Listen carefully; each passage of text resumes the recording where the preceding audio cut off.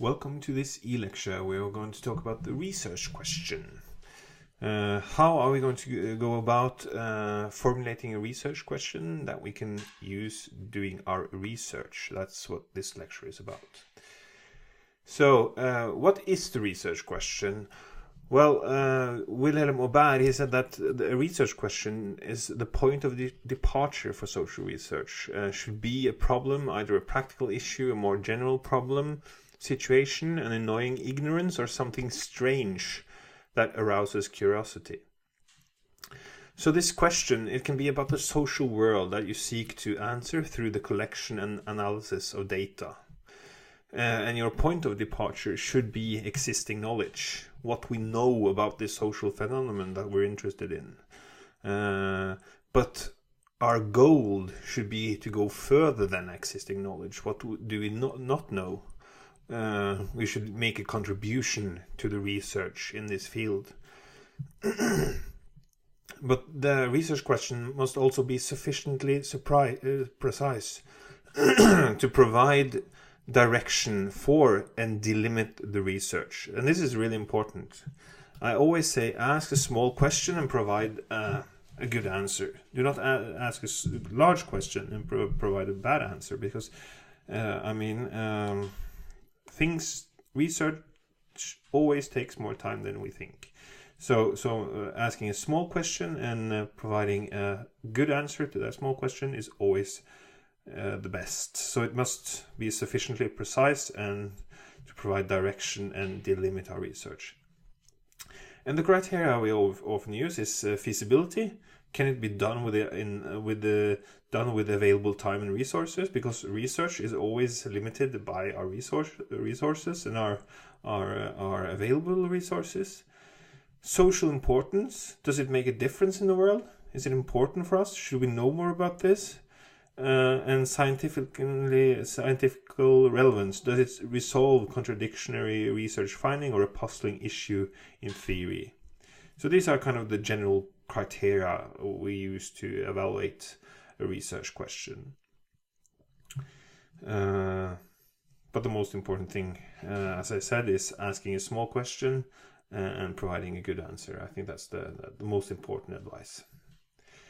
So, choice and design of a research question. It can be deductive or it can be inductive. And a research question that may have a deductive approach if the research question is based on existing knowledge. For example, different surveys show that income is an important explanatory variable for whether people vote to the left or the right.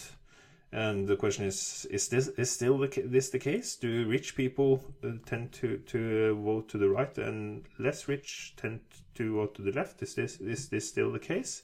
Then if we are wondering about something based on existing knowledge, we are having a deductive approach. But the research question may also have an inductive approach, and that's when the research question is formulated on the basis of individual events that raises the interest of the researcher. For example, Newton, he got hit by an apple when he lay under the tree, and thus he began to investigate why this apple fell down. Why didn't it go up? And finally he formulated the law of gravity. So this is an inductive approach if you have one individual event that raises your interest as a researcher. But it's also a question about clarity and precision. A research question can be formulated with different degrees of clarity and precision. And we can divide into 3 types of research questions. The widest one is a theme formulation, which gives an indication of who or what and what characteristics that will be included in the study. For example, this study will investigate variations in trust among residents in Norway and compare the findings with residents in other European countries. So who? Well, who or what? Where it's the who question. We have an answer to here. It's residents in Norway and other European countries. And what characteristics are we about to investigate? Well, variations in trust, and also, of course, what country one comes from is important here, because we are dividing between Norway and the rest of Europe. But if we go to something that is more precise, we have a question. And in a question, in addition to specifying who, what, and what characteristics that will be included in the study, the association which the researcher intends to study is also formulated. So, for example, do residents in Norway express a higher degree of trust than residents in other European countries? So is there a positive association between being Norwegian and expressing a higher degree of trust? And we can also have a hypothesis which indicates who or what and what characteristics that will be included in the study, what the association the researcher intends to study, and information about which association the researcher expects to find. For example, citizens in Norway have a higher degree of trust than residents in Europe and then residents in other European countries. And a hypothesis is the clearest and most precise research question there is, because, I mean, it's actually not a research question, it's a hypothesis. We specify who or what and what characteristics, but also what association and which association we expect to find.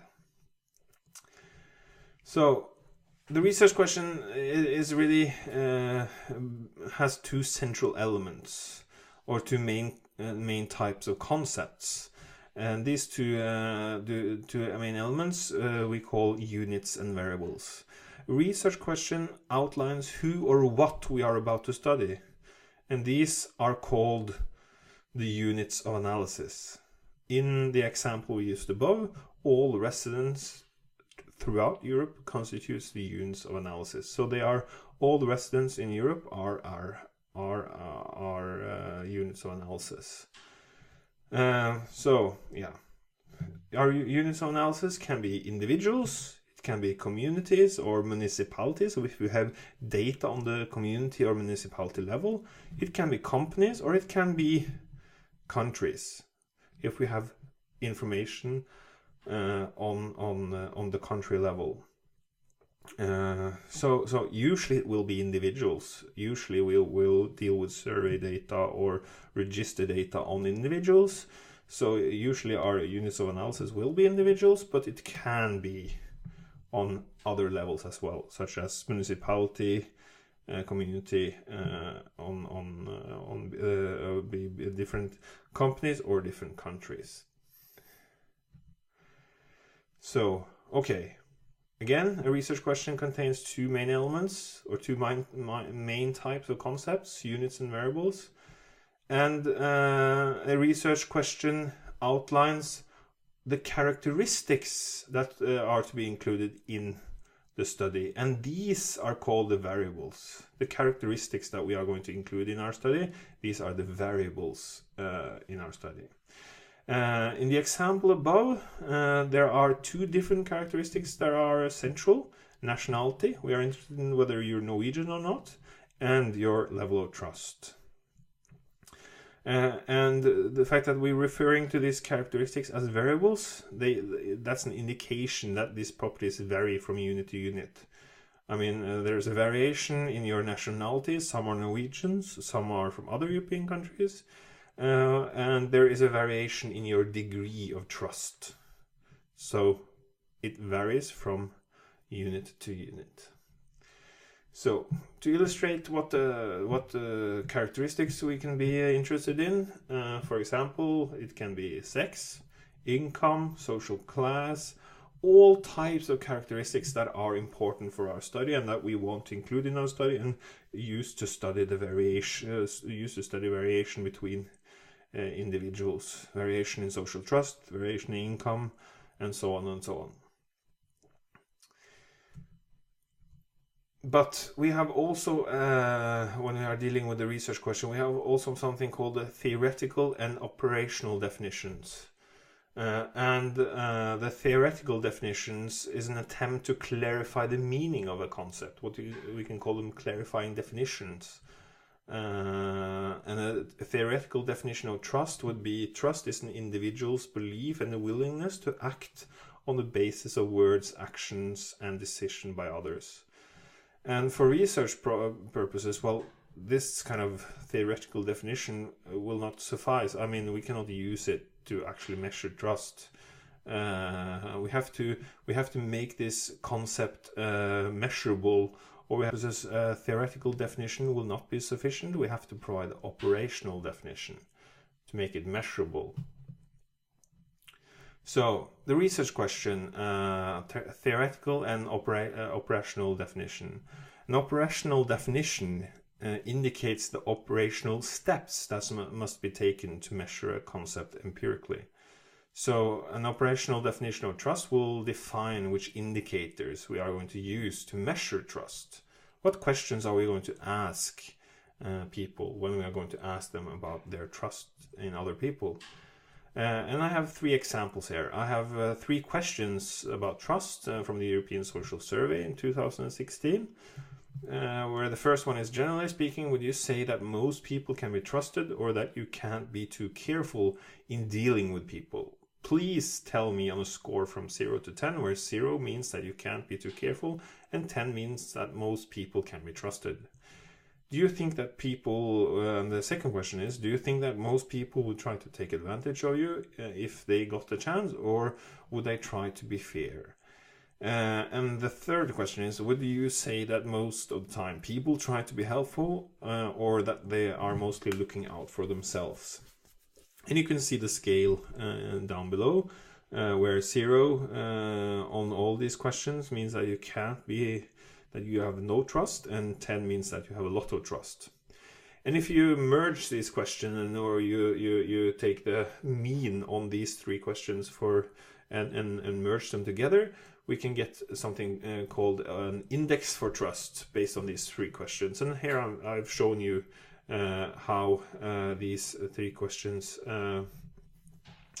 are, what distribution is if you merge these 3 questions together for the whole of Europe. And what you can see is that there's a tendency to be towards being trusting, but it's a quite normal distribution.